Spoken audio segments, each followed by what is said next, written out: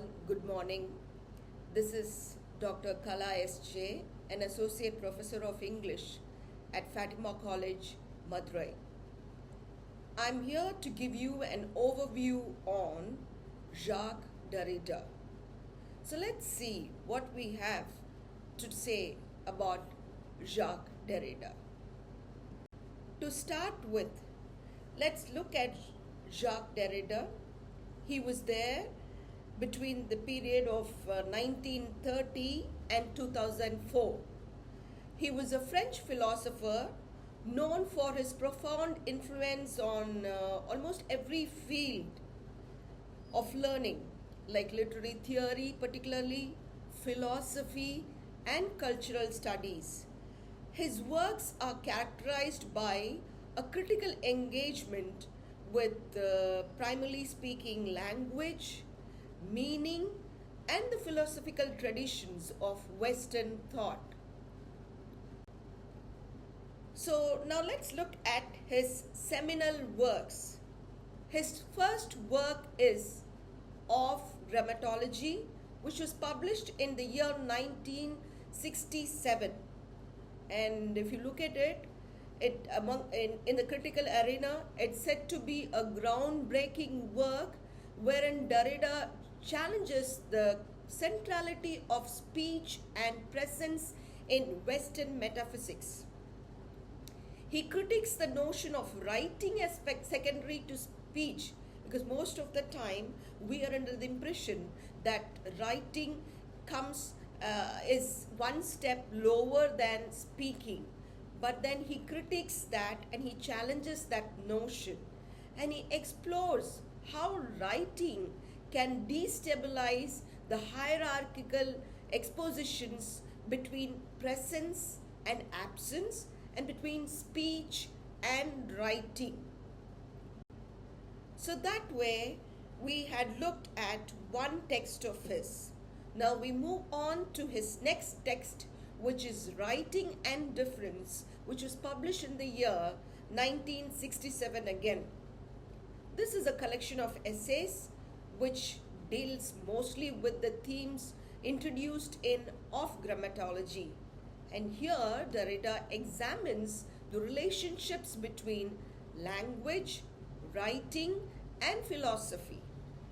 And not just that, he also questions the traditional concepts of identity, meaning, and how certain ideologies or how certain characters or anything for that matter are represented.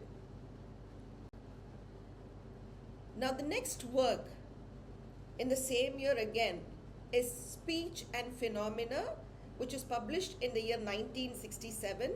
Here Derrida engages with Edmund Husserl's phenomenology. We know that phenomenology is yet another major critical arena, and there he focuses on the nature of language and the problem of intentionality. Here he critiques Husserl's attempt to ground meaning in pure, immediate experience, and he challenges the assumptions of phenomenological philosophy. So if you were to deal with phenomenology, you have to read Jacques Derrida, without which you cannot proceed further. And his next major work, which was published in the year 1972, is Margins of Philosophy. It's titled Margins of Philosophy. Here Derrida explores the philosophical texts and traditions. So he has not spared philosophy too, as I told you initially in my introduction. So here he explores the philosophical texts as well as the traditions that go with it, and he examines the margins and boundaries within philosophy. And when we deal with this textbook, there are quite a few topics that he has dealt with, and the topics include, again, his focus on language, metaphysics, ethics, because it deals with philosophy. So ethics and the intersection of philosophy with literature and culture. We know that culture cannot be separated from literature or philosophy, so he focuses on that. And then after this, his next seminal work is Dissemination, which was published again in the same work. Looks like he had been ruminating over these texts between the period of 1967 and 72. And this book titled Dissemination is again a collection of essays wherein Derrida further dwells upon or develops his theory of deconstruction, a major path-breaking moment, the theory of deconstruction. And he explores the dissemination of meaning and the ways in which texts and ideas are disseminated, how they are transformed. It's not just to do with the dissemination, but how the meaning gets transformed, and how, based on the cultural background that we are in, or based on the historical context wherein we are placed, the meaning and the interpretation of the meaning changes. So this particular work, Dissemination, focuses on that. And his next work is Limited Ink, which was published in the year 1977. And it's in this book where we find Derrida's famous essay, Signature Event Context. He responds to criticisms of his deconstruction approach quite boldly, okay? And then he discusses on issues related to speech acts, all based on linguistics. So speech acts, communications, and the limits of language in conveying meaning and intention. If you look at it closely, in almost all of his books, his main concern is with the language and the meaning.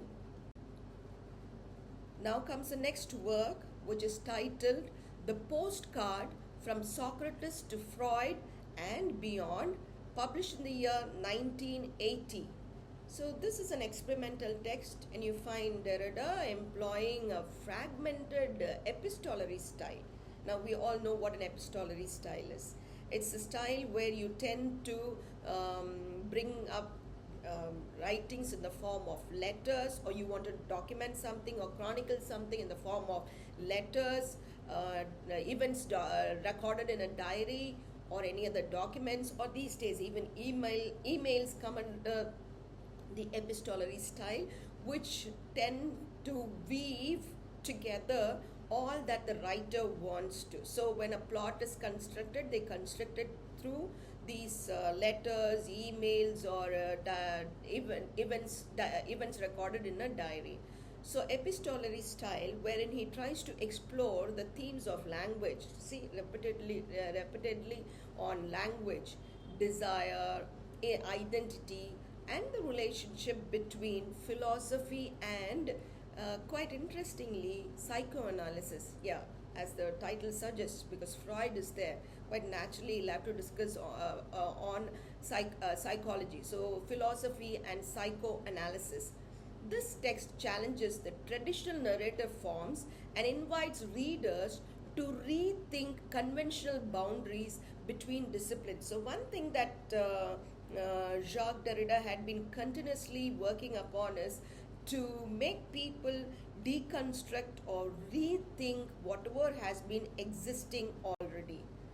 And we come on to his next major work, which is Spectres of Marx. So here looks like he's been reading Karl Marx, and his subtitle states The State of the Debt, the Work of Mourning, and the New International, which was published in the year 1993.